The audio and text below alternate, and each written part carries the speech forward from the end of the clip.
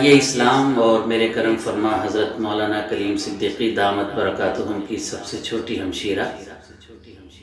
رمیزہ خاتون عرف امی رانی کے ثانیہ انتقال پر میں ڈاکٹر ماجد دیوبندی اپنے تعزیتی تاثرات کے طور پر تازہ ترین نظم پیش کر رہا ہوں، جس کا عنوان ہے غم۔ ملاحظہ فرمائیں۔ داعیہ اسلام کی پیاری بہن رانی کا غم، جن کے جانے سے ہر ایک سو چھا گیا رنج و علم، نام تھا جن کا رمیزہ، کام تھا تبلیغ دین، غیر مسلم کو بھی مسلم کر گئی تھی بہترین، نام پر اسلام کے سب کچھ کیا اپنا نثار،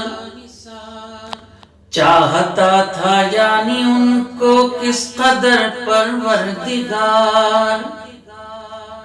ماہ رمضان المبارک میں انہیں بلوا لیا، عظمتیں دی اور شہادت کا بڑا درجہ دیا، موت آئی ایسی جس پر زندگی کو فخر ہو، ناز ہو صبر و قناعت پر نبی کو فخر ہو، اس قدر مہمان نوازی دین کا اتنا جنون، چاہتی تھی آنے والوں کو ملے کیسے سکون، ان کے جانے سے اکیلا گھر اگر ویران ہے، دعوتی تحریک کا لیکن بڑا نقصان ہے، ان کے شوہر بھی ہیں جیسے اصل میں ان کا بدل، دین کے کاموں میں رہتے ہیں جو مصروف عمل، غیر مسلم بچیاں جو دین میں آنے لگیں، اس قدر شفقت محبت ان سے فرمانے لگیں، جیسے وہ سب جسم کا حصہ ہوں ان کی آل ہوں، سوچتی تھی کیا نہ کر دوں جس سے وہ خوشحال ہوں، دین کی خاطر شہید باصفا یعنی ہیرا، امی رانی کا کہ جس نے خواب پورا کر دیا، بیٹیاں ہیں جانے کتنی اس طرح کی کیا کہیں، دعوت حق و صداقت کا انہیں ورثہ کہیں، بھائیوں میں بہنوں میں وہ سب سے چھوٹی تھی مگر سب کی خوشیوں کے لیے سجدوں میں روتی تھی مگر غم ہے لیکن اس کی ہم گہرائی کیسے بھول جائیں، آئے گی یہ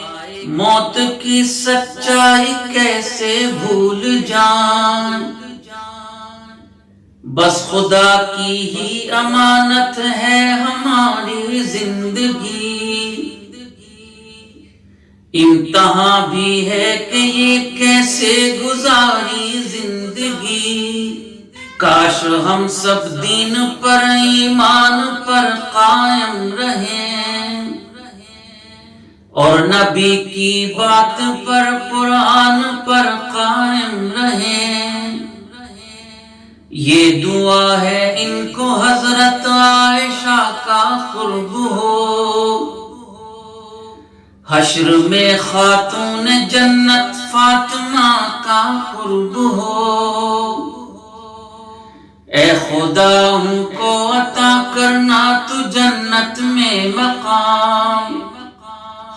ان کی نسبت سے چلے تبلیغ کا دنیا میں کام،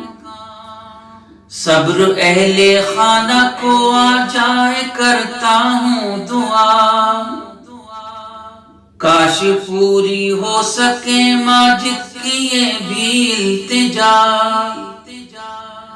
مرنا ہے سب کو مگر ہم لوگ حق پر جان دیں، آنے والی اپنی نسلوں کو نئی پہچان دیں، مرنا ہے سب کو مگر ہم لوگ حق پر جان دیں، آنے والی اپنی نسلوں کو نئی پہچان دیں، آنے والی اپنی نسلوں کو نئی پہچان دیں۔